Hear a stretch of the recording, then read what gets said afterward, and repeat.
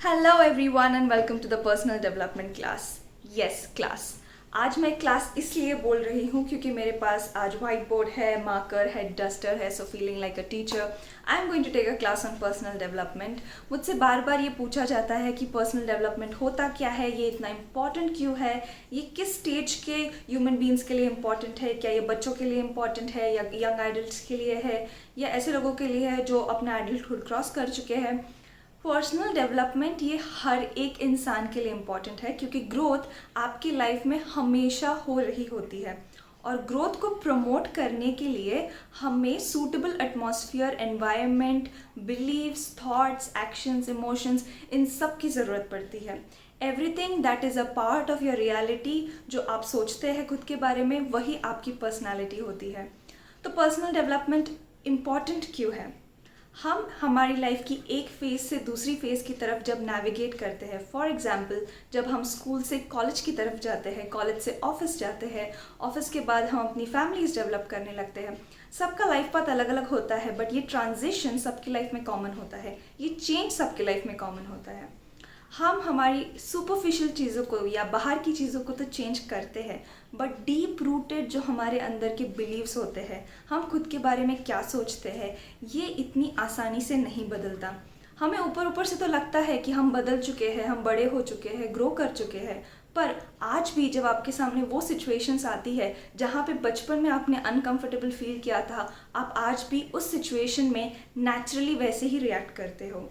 Only when you become aware, मतलब आप जागृत हो जाते हो आपके रिएक्शंस को लेकर, आपके पैटर्न्स को लेकर, आपकी आदतों को लेकर, तभी आप उन पैटर्न्स को चेंज कर सकते हो। हम सब में मेजॉरिटी लोगों को पता है कि हमारे अंदर किन बातों को चेंज करने की ज़रूरत है, हमें पता होता है, बट जब चेंज करने की कोशिश करते हैं तो इतना मुश्किल क्यों होता है? ये सब क्वेश्चंस के आंसर्स देना एक पर्सनल डेवलपमेंट कोच का काम है। और अगर आप आपकी जर्नी में कमिटेड है towards your growth and you want to see significant change in your personality, क्योंकि आपकी पर्सनालिटी ही वो इंस्ट्रूमेंट है जो आपको सक्सेसफुल बनाएगी, आपको केपेबल बनाएगी। आपकी पर्सनालिटी में आपकी माइंड, बॉडी, आपका इमोशनल सिस्टम, आपका मेंटल स्टेट सब कुछ आता है। इसीलिए उसका ओवरऑल ध्यान रखना आपके रिलेशंस, आपके करियर, आपकी हर एक चीज़ को जो आपकी लाइफ में इम्पॉर्टेंट है उसको अच्छा बनाएगा, उसमें और ग्रोथ लाएगा।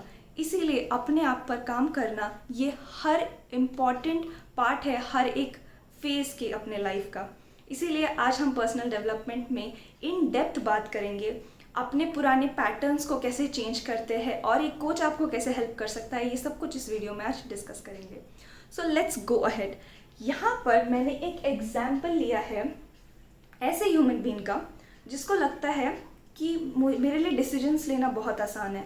जब भी कोई मुझसे कहता है कि जाकर अपने अंदर की सारे फीलिंग्स को एक्सप्रेस कर दो, कन्फ्रंट कर दो, किसी से जाकर कुछ कहो, तो मुझे बहुत घबराहट होने लगती है, मुझे बहुत डर लगता है। I feel like I am not good enough. अब आपसे मैं ये जो डिस्कस कर रही हूँ ये वो बातें हैं जो इंसान अपने आप से करता है।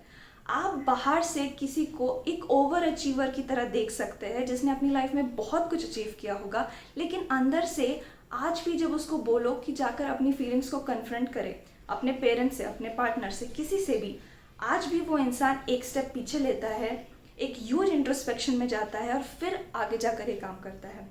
हम जानने की कोशिश करेंगे कि ऐसा क्यों होता है और इस पैटर्न को चेंज क्यों किया जाए, ताकि हमारे रिलेशनशिप्स और हमारा खुद की बॉडी में जो फीलिंग है वो हमें अच्छी लगने लगे।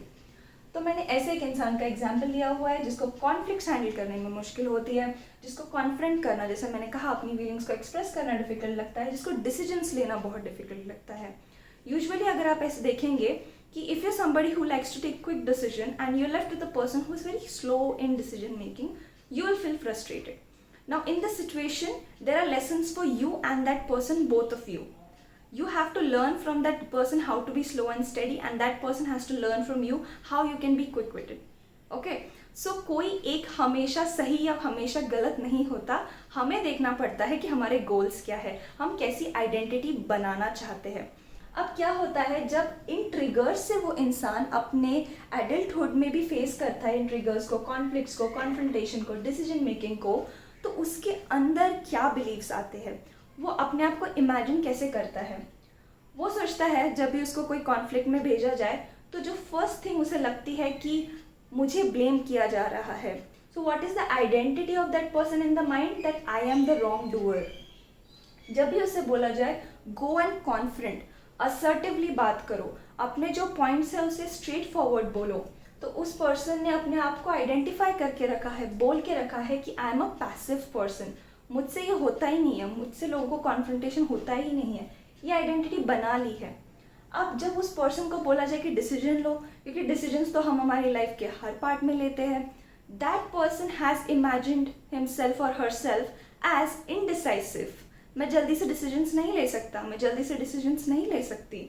तो ये आइडेंटिफिकेशन उसकी एक आइडेंटिटी बना देते हैं कि that person always runs away from situations. जब भी ये ट्रिगर आएगा ना, you will see the first reaction of that person running away. तो this is just an example that I have taken, but this makes that person suffer a lot. आप खुद को इस पर्सन के शूज़ में रख के देखिए कि if you have all this issues, तो आपके सामने जब भी ये 3 सिचुएशंस आएंगी तब आप कितना स्टक फील करेंगे, आप आगे जा ही नहीं पाओगे, आपको पता ही नहीं करना क्या है. तो दैट इज़ वाई हमें इन पैटर्न्स को तोड़ना ज़रूरी है. वो पैटर्न्स क्या है कि वो पर्सन भाग जाता है, इश्यूज़ को अवॉइड करने लगता है, उसके दिमाग में कॉन्स्टेंट कन्फ्यूजन्स चलते हैं क्योंकि वो इनडिसाइसिव है, अपने आप को आइडेंटिफाई कर लिया है. और फोर्थ थिंग, उस पर्सन की अप्रोच हमेशा डिफेंसिव होगी. अगर आप उनसे कोई भी बात कहना चाहते हैं जो उनको अटैकिंग लगती है तो वो तुरंत अपने आप को डिफेंड करेंगे, but they will not accept something. Okay, so this is when you are being triggered. और अगर ट्रिगर होने के बाद आपके भी पैटर्न्स आपको ऐसे लगते हैं या आपके पैटर्न्स कुछ और हो सकते हैं, ऐसा हो सकता है कि आप बहुत ज़्यादा पीछे पड़ जाते हो उस प्रॉब्लम को सॉल्व करने के, कि ये भूल जाते हो कि लोगों को टाइम भी लगता है. So both the sides of the coin, जहाँ पे आप एक कंपल्सिव रिएक्शन दे रहे हो वो डिफ़िकल्ट है, वो आपको और फंसाते जाती है. तो जब आप इन पैटर्न्स को नोटिस करते हो तो आपको इन पैटर्न्स को रिप्लेस करके अच्छे पैटर्न्स बनाने हैं. फॉर एग्जाम्पल डिसीजंस की बात करते हैं. अब इस पर्सन ने आइडेंटिफाई करके रखा है कि मैं इनडिसाइसिव हूँ, तो अगर जब भी लाइफ में उसको डिसीजन लेना होगा तो वो कौन सा नया पैटर्न बनाए ताकि उसके लिए डिसीजन मेकिंग आसान हो जाए. अगर वो खुद को आइडेंटिफाई कर ले that I am an excellent decision maker, जब मैं कोई डिसीजन लेता हूँ I will put my everything to execute that decisions. ठीक हुआ तो ठीक है, नहीं हुआ तो I will learn from it. तो अगर ये आइडेंटिटी बन गई तो that will help that person to improve that particular pattern. जब हम स्टार्टिंग में बात करते हैं इस आइडेंटिटी की तो हमें ये बहुत फॉरेन लगता है, हमें लगता है हम तो इनडिसाइसिव है, तो अचानक से एक अच्छे डिसीजन मेकर कैसे बन जाएंगे. तो हमें खुद को इमेजिन करना पड़ता है as that new person, okay, the new person that you want to become. For example, लड़कियों को या लेडीज़ को पुराने ज़माने में इतनी ज़्यादा आदत नहीं थी to be confrontational, to be assertive. That means जो वो कहना चाहती है वो एज इट इज़ जाके बोल दे. आजकल हम लोगों के लिए बहुत आसान हो चुका है, बट अगर हम देखें तो प्रीवियस जनरेशन्स के लिए ऐसा नहीं था. तो अगर इस पैटर्न को वो चेंज करना चाहती है तो she has to imagine herself like a lady who is an excellent communicator and decision maker who knows to take her stand, जिन्हें पता है कि खुद के लिए स्टैंड कैसे लेते हैं. अगर आप हमेशा इस बीच फंस जाओ कि कोई ओल्ड पैटर्न है उसको न्यू पैटर्न से रिप्लेस कर रहे हो, तो हमेशा सोचिए कि वो जो न्यू इंसान है वो आपकी सिचुएशन में क्या करता. अगर आपको कन्फ्रंट करने से डर लग रहा है तो खुद के इस आइडेंटिफिकेशन को एज ए इनडिसाइसिव पर्सन ख़त्म करना बहुत ज़रूरी है. और ये तभी ख़त्म होती है जब आप एक्शंस लेते हैं. एक्शंस किस बेसिस पर लेंगे? उस न्यू आइडेंटिटी के बेसिस पर लेंगे जो आप क्रिएट करना चाहते हैं. अगर आप बस ऊपर ऊपर से चाहते हैं कि हाँ हमारे पैटर्न्स रिप्लेस हो जाए, ये नहीं होता. लोग ग्रोथ को लेकर तभी सीरियस हो जाते हैं जब उन्हें बहुत पेन एक्सपीरियंस होता है. ऐसा क्यों हम कंपल्सिव हो जाए पेन के तभी जाके हम ग्रो करेंगे? क्या हम इतने कॉन्शियस और इंटेलिजेंट नहीं हैं कि हम अपने गोल्स को अचीव करना चाहते हैं? That reason is enough to adopt a new identity. For example, मुझे कैमरा शाइनेस बहुत ज़्यादा थी, मैं कैमरा के सामने पोज नहीं कर सकती थी, खड़ी नहीं रह सकती थी. आज भी मेरे लिए पिक्चर्स के लिए पोज करना डिफ़िकल्ट है, बट जब मैं वीडियो शूट करने के लिए जस्ट ओपन कर रही थी अपना यूट्यूब चैनल, तब मैंने सोचा कि अगर कोई सक्सेसफुल पर्सन यूट्यूबर है वो अगर ऑपरेट कर रहा है अपना कैमरा तो कैसे करता, how will that person be in front of the camera.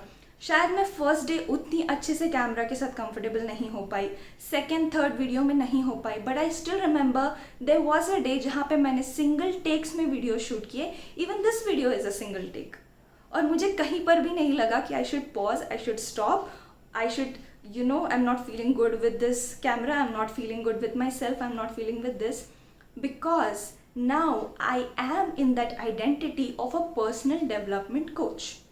अगर मैं वही सहमी सी ऋतुजा वाली आइडेंटिटी में होती तो मैं आप लोगों के सामने बात नहीं कर पाती। तो आप किस पर्सनालिटी को अपनाना चाहते हैं ये 100% आपके हाथ में है। जब भी आपको आपके ओल्ड पैटर्न्स वापस बुलाए तो अपने आप से पूछिए, टेक दैट डिसीजंस कि what will that new person do who is excellent in that thing already, और फिर जाकर वो एक्शन लीजिए। You will C a remarkable difference in your own personality. Good luck. If you have any doubts, you can reach out to me on Instagram.